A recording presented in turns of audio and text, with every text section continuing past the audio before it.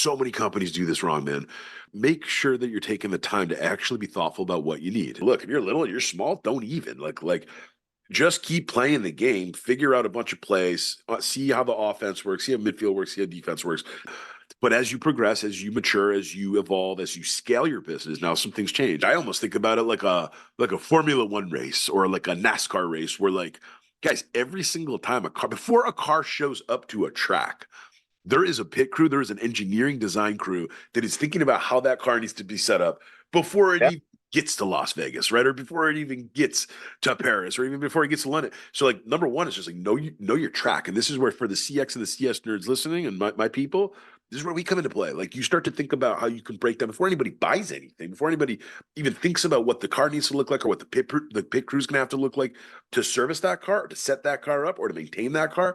Like, know your track, know what you're even trying to accomplish. It's amazing how many companies we've worked with at CXC that Yeah.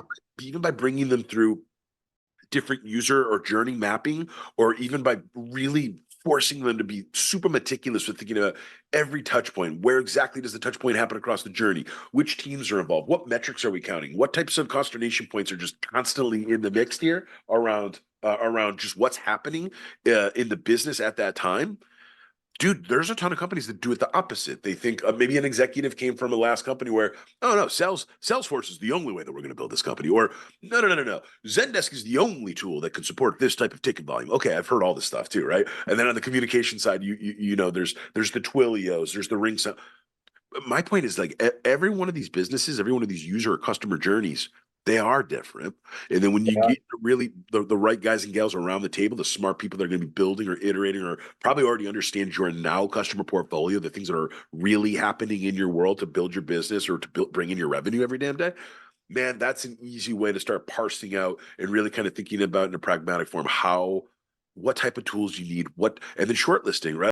We work with customers to give them short lists of potential tech solutions based on what type of ingestion points they're giving us. So, like, what are your goals? What type of portfolio volume do you have? What type of communications volume do you have? How many different touch points or handoffs are going to be in your business or in your journey? Because, like, every one of those variables makes a huge difference in terms of what type of technology you should be thinking about.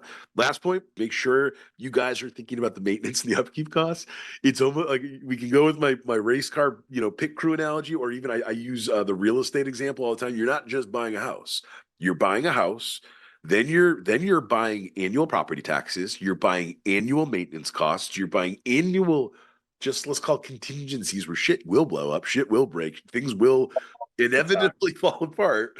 So, like, guys, you gotta think about it all this way and make sure that you're budgeting, planning, and really kind of getting ready to dig in all that stuff that's going to potentially hit your business.